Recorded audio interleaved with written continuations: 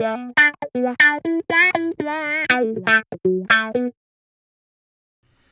folks. I always had the vision for this channel to never be political, and I'm gonna keep that vision true. But, despite the title of this video, why you clicked it and everything, Ben Shapiro is a conservative pundit, talk show host, commentator, whatever you want to call him. I'm not gonna go into his politics or anything, nor should you. Don't put that stuff in the comments, please, if you can help it. I mean, I'm all free speech. If you want to do it, do it. I don't care. But that's not the point of this channel. But I've heard him come across of him talking about movies and music, and it's pretty cringe. He really should just stick to the politics. So this video is about what he said about the Oscars. After the Oscars, he made a video titled "Ben Trashes Oscar Winners," and he's gonna say, we agree that the Oscars suck, but he thinks they suck because people have never heard of the movies and they don't rewatch the last few Best Picture winners. And I'm just going to kind of go through what I agree and what I disagree with. It's mainly disagree with in this video. So let's give it a whirl, eh? Gonna start right now. Well, folks, the Oscars were Sunday night, and nobody watched them, but here's the bigger problem for the Oscars. Nobody watches the Best Picture movies 5 years out. Nobody. Oh, there are so many things that I hate today. So I discussed yesterday the Oscars and the fact that everything, everywhere, all at once, all the time, forever, in all eternity, in the multiverse. All right, stop right there already. So he's going to make that joke a minimum of 3 times during this video. I think it's just 3. But it's not that funny, and he does it 3 times. So I'm just warning you. That movie won Best Picture, and I said I was kind of Luke Cold on that particular picture. And one of the points I made online, it's drawn an awful lot of flack, is I said in 5 years no one will watch that film. And so that's a prediction. I will not delete that prediction because I think that prediction is true. He should delete it right now already. I didn't really like that movie that much, okay? Full disclosure. But that's not the point. So Everything Everywhere, All at Once, has been... I remember when it came out in theaters, people in Letterboxd were re-logging it like crazy. They were rewatching it. They saw it in theaters multiple times. Not to mention, the film was made on a $14 to $25 million budget, made just over 100. So it's a minimum 4 times it made its budget. It crossed the $100 million mark. That's not a small amount of money. So if he's going to say it's successful box office movies, name recognition, rewatchability is what makes a good movie, I think this qualifies. 4.4 on Letterboxd, made $100 million for at least 4 times its budget, 94% on Rotten Tomatoes, been rewatched on Letterboxd so many times already within a year. It's been out for a year. Almost a year or a year? So he's already wrong. And it's made by the Daniels, okay? They got a first look deal with, I forget which studio. So they're going to be making much more bigger stuff, and they're going to be much more popular than they are now, and which means people are going to go and watch their old movies and bring this back up. So this movie is not going anywhere. In the next 5 years, people will be rewatching it. And I kind of disagree with the rewatch thing. Not only that, because people also have like short attention spans. They don't really want to watch the same thing over and over again. They just want to absorb. We're consumers. We just want to consume the next new thing all the time. So it might just be a social thing too, if it's true. And I'm going to kind of say it's not because of what he says throughout this video. Okay. And let's go again. In 5 years hence, we'll look at the numbers and we'll see how many people are still watching Everything Everywhere All at Once forever for all time. Stop. So he's already looking at the numbers. So this is what's going to happen. There's a helicopter. What is he going to... What stats is he going to look at that? He's not on Letterboxd, I'm pretty sure. Is he going to look at the rewatched thing, statistics on Letterboxd? Is somebody going to make a poll for this? Are there polls for this? I don't think there's polls for this. So he's not going to see any polls. He's not going to be on Letterboxd to see. So he's going to assume he's right, since he'll never see it, because nobody takes those polls and he's not on Letterboxd to see how many people rewatch it. So he's just going to live in his little bubble that he's right on this without even looking into it. Ever. I think the answer is going to be no. And I think I have a good track record on this because let me point out that no one has actually rewatched a single film. Stop. So he's going to say no one. I know he doesn't actually mean no one. Okay? I'm not going to be that guy. Awarded Best Picture since about 2007. No one. Which was No Country for Old Men. The films that have won Best Picture over the course of the last 15 years. And you tell me if you have ever rewatched any of them. So, 2021's winner was Coda, or as we like to call it, Disability Oscar bait.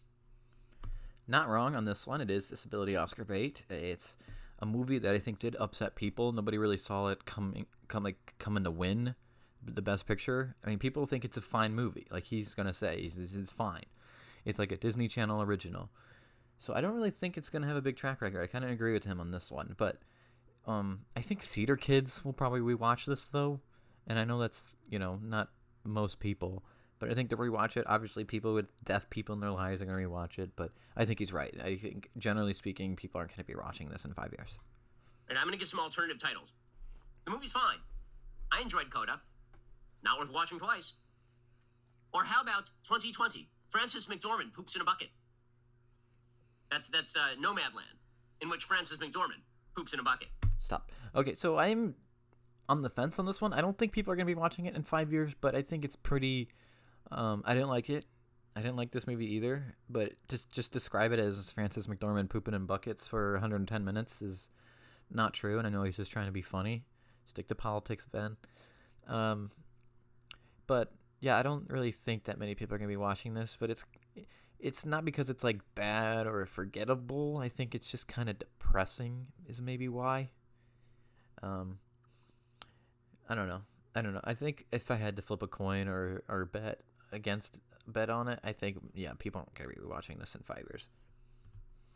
Has that been a big rewatch for you? So he's 2 for 2 right now. Pulling that one out of the DVD stack lately? Been putting that up on the streamer? You got to watch Frances McDormand Poop in a Bucket 2021? Nope. I didn't think so. For 2020? How about Rich Korean People Should Be Murdered, a.k.a. Parasite? 2019, Rich Korean People Should Be Murdered. This is the worst one. So when he describes it as rich Korean people should be murdered, I don't think he's watched the movie. It doesn't sound like he's watched the movie. Nowhere in that movie does it permit, allow, or glorify the killing of rich Korean families.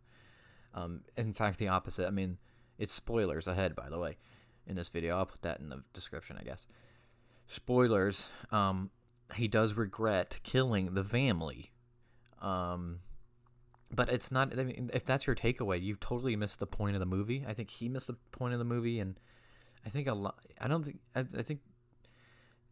think a lot. I don't want to get into it. It's kind of getting. It would get political. My take on this movie, but I think most people did miss the point of this movie, including him. Both sides of the aisle. If that's what conservatives think this movie's about, they're wrong.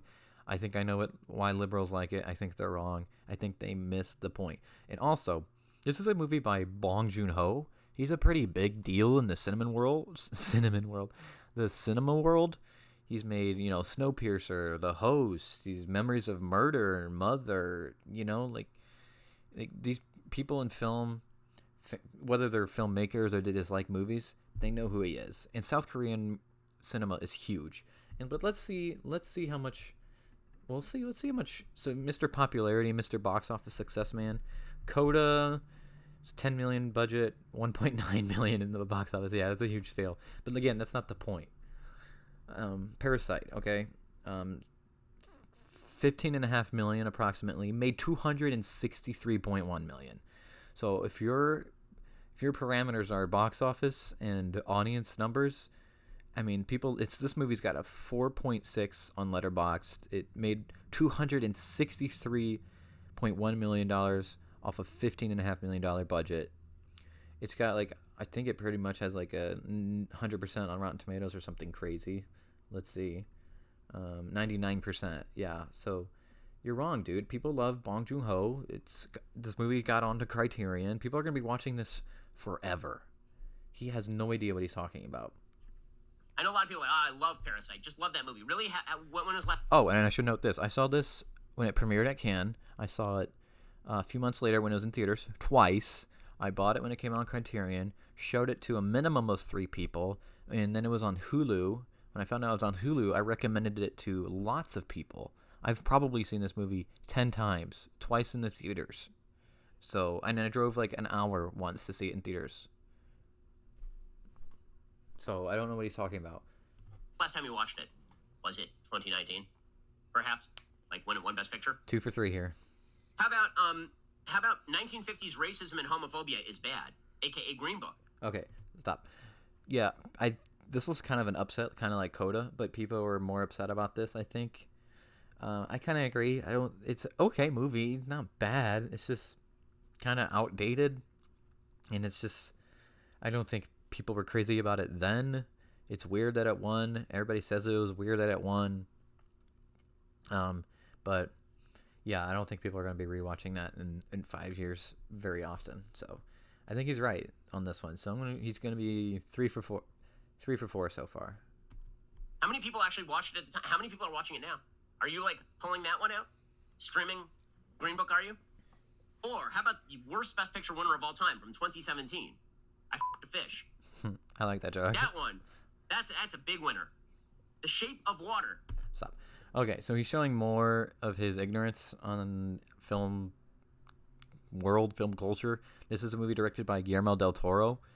He's almost a household name, like Bong Joon-ho, probably more so. He's made Pacific Rim, 2 Hellboy movies, Pan's Labyrinth, stuff like that. In this movie, I didn't really like that much. I kind of found it. I found the message kind of. It's about. I don't think it's really about bestiality, like he's kind of hinting at here. It's more so like a pretty obvious metaphor for interracial marriage, which I don't know why you're making a movie about interracial marriage in 2017. People don't care. That's why you had to set it in the 1950s or 60s or whatever. But to say people aren't going to rewatch this, I think, is crazy. People love Guillermo del Toro. They're going to be watching all his movies till the end of time, probably. Same with Bong Joon-ho. So 3 for 5, Ben, on this one. And I honestly wouldn't, as much as I love Guillermo, I love the dude. If we found out there was a bombshell news story about him fornicating with animals, I would not be surprised. Yes, the worst. Maybe forget worst Best Picture winner, worst movie of all time. I mean, that one is definitely in competition. Have you pulled that one out? Have you rewatched it? I'm just explaining why. My prediction that. Oh, and Guillermo del Toro just won for Pinocchio, so I think we'll be showing our kids Pinocchio. No one will ever watch Everything Everywhere All at Once forever for all time across the multiverse again. AKA, time. Immigrant Asian families must accept lesbians across Second the multiverse. time for that joke. Like, is anyone going to watch that again? I have serious doubts. And the reason, again, I say that is because no one has ever watched a Best Picture winner in the last 5 years later. Anyone that has won in the last 15 years. You're already wrong about at least 2. How about Growing Up Gay and Black in Miami? All right. AKA Moonlight, 2016. Pause. Okay, Moonlight was kind of a big deal. I think it's a great movie. I think it's ugly to look at, though. And I don't know why. So this is, for me, a movie that I think both conservatives and liberals can both really like for different reasons. And just to get mad because it's about gay black guys and calling that woke, I think is also kind of missing the point of the movie. I think you could really say it's just about the importance of having a father figure in a young child's life, a young boy's life specifically. But yeah, I think Barry Jenkins is a big deal now. He's going to make a Mufasa prequel movie, so people are going to remember this one, and also they're going to remember it and rewatch it because of the debacle when they revealed La La Land as the winner when it was Moonlight. So it's going to have that Oscar history that's going to make it rewatchable too. And it also might not be rewatchable if he's right. If people are watching this 5 years from now, which I still think people are rewatching this. I own this. I've seen it more than once. It's just because it's kind of depressing. It's not. And just because it's depressing doesn't mean it's not a great movie. It's not just because a movie is depressing doesn't mean it's not one of the best movies ever made. So I don't understand the argument. Now, how about Journalists Are Awesome at Spotlight from 2015? 100%. Nobody's going to be watching Spotlight in 5 years. I don't think anybody. Again, I don't literally mean anybody, but I doubt many people rewatch this after it came out. Since then, and in the next 5 years, I just doubt it's going to happen. How about Art? It's Birdman. Has anyone ever seen? All right, more ignorance showing. This is Alejandro Gonzalez Iñárritu. Sorry if I'm mispronouncing the name wrong. He's kind of a big deal in this film world, You got Amores Perros, you got Babel, you got 21 Grams, you got The Revenant, and he just made Bardo, which came out. I know I'm missing one more movie.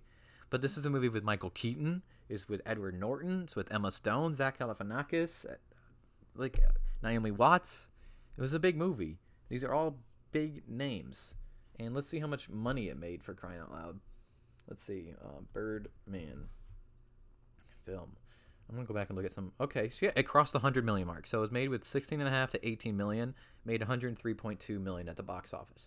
So it made a minimum of 5 times its budget.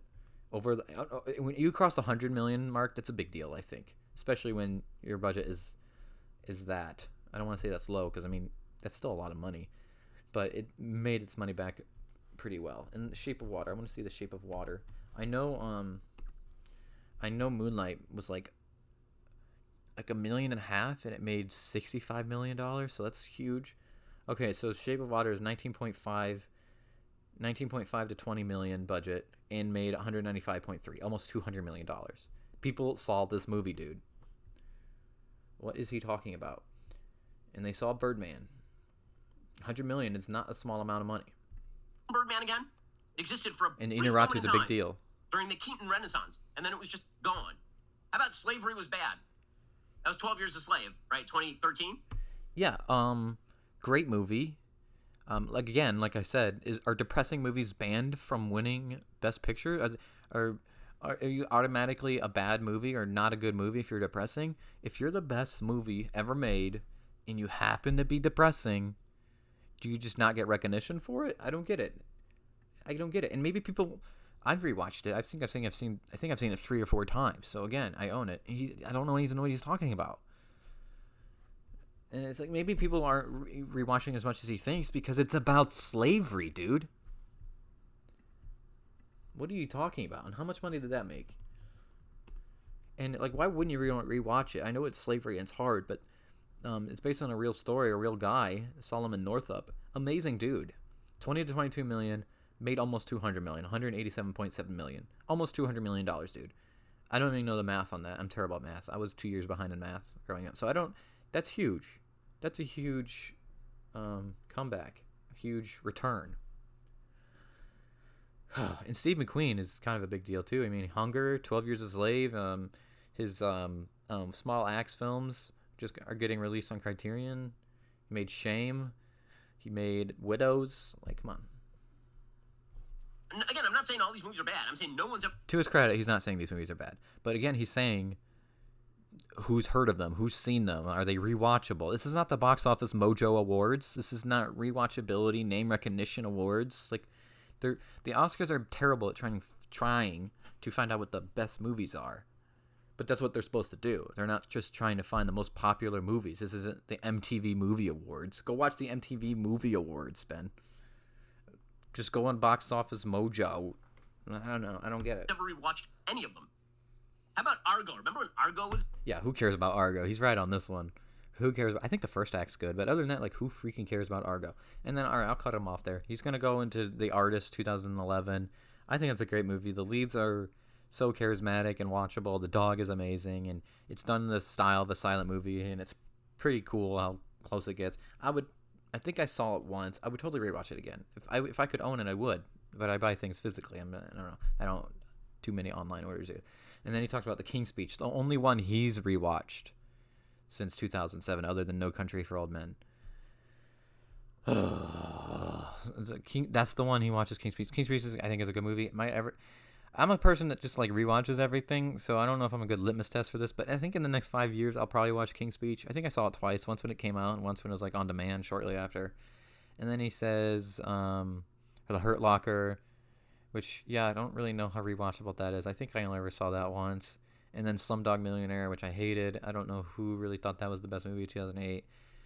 But it's just like his point is the popular movies, the most popular movies aren't winning these. The regular people don't recognize the nominees anymore. Like, that was ever the point. It's just stupid.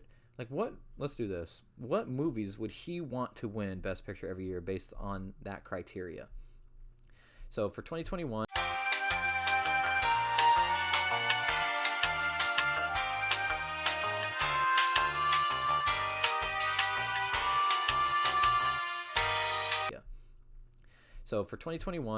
the biggest box office was Spider-Man No Way Home. Does he want Spider-Man No Way Home to be the Best Picture winner of 2021?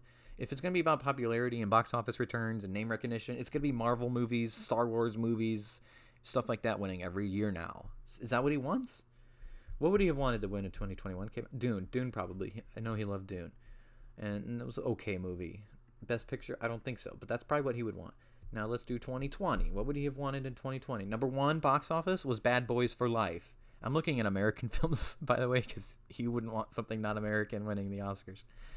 Bad Boys for Life was the top one movie. Does he want Bad Boys for Life to be the Best Picture winner of 2020? What would he want? I know he's a big Nolan guy, so Tenet? Does he want Tenet to win Best Picture? I mean, I wouldn't be mad if Tenet won, but it wasn't the best film. I don't even know. I mean, they like... Oh, I bet. Some war movie, right? Greyhound. Conservative types love war movies. They love war-related things. So, Greyhound, Tom Hanks in a submarine, is that the best movie of 2020? All right, list of American films of 2019.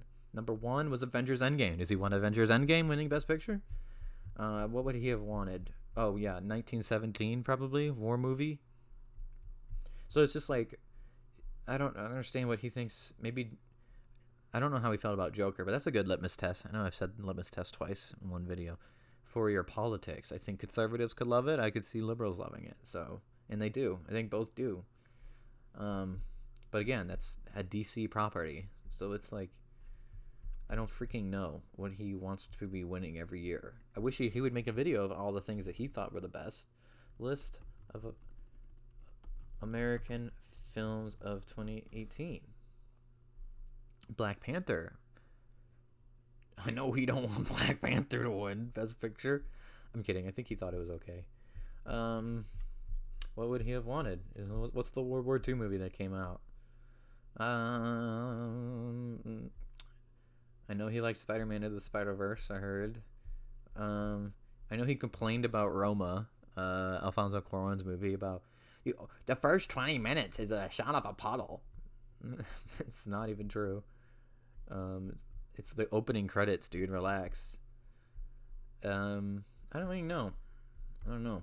First Man, guy goes to space. It's kind of a big American accomplishment, but they took out the American flag part in the movie, so he probably hate that. Yeah, I don't know, dude. Like, I'm gonna just say it again. That's not what the Oscars are for, dude. They're not. I don't like the Oscars either.